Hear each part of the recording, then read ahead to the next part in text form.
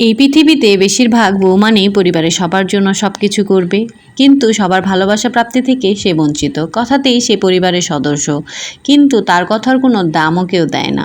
বউ হবার পরে জীবনটা ঠিক রোবটিক হয়ে যায়, যেখানে তার শরীর খারাপ মানেই বাহবা, বাপের বাড়ি যেতে চাওয়ার ইচ্ছে মানেই বাহানা। সবার রাগ হতে পারে, সবার বিহেভিয়ার খারাপ হতে পারে, কিন্তু তার বিহেভিয়ার খারাপ হওয়া মানেই বাপের বাড়ির শিক্ষা। কঠিন হলেও এটাই কিন্তু বাস্তব। হাই ব্রোয়ান, আসসালামু আলাইকুম। আমার মাংস ভাজা দেখেই বুঝতে পারছেন আমি কি করব। এগুলোই মাংস ভেজে নেব আর কিছু পটেটো ভেজে নেব বাচ্চার জন্য, কারণ রাফসানকে ভাত খাওয়াতে গিয়েছি, সে এখন ভাত খাবে না, সে এখন মাংস খাবে।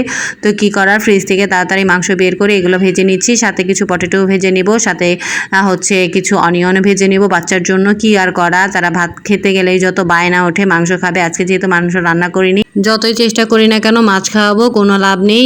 আমাকে মাংস সেই বিকাল হলেও রান্না করতে হবে, অথবা রাত্রে ডিম ভাজতে হবে। মাছ হলে তাদের খাওয়া ওঠে না, তাদের মাংস লাগবেই। তো কী করার, এখন তাড়াতাড়ি ভেজে দিচ্ছি আর সেটা আপনাদের সাথে শেয়ার করছি। ভালো লাগলে অবশ্যই আমাদের পাশে থাকবেন। আর আপনারা চাইলে বাচ্চাদের এইভাবে মাংস ফ্রাই করে খাওয়াতে পারেন। কি করবেন, এখনকার বাচ্চারা মাংস ছাড়ার জন্য চলতেই পারে না, প্রতিদিনই মাংস লাগে।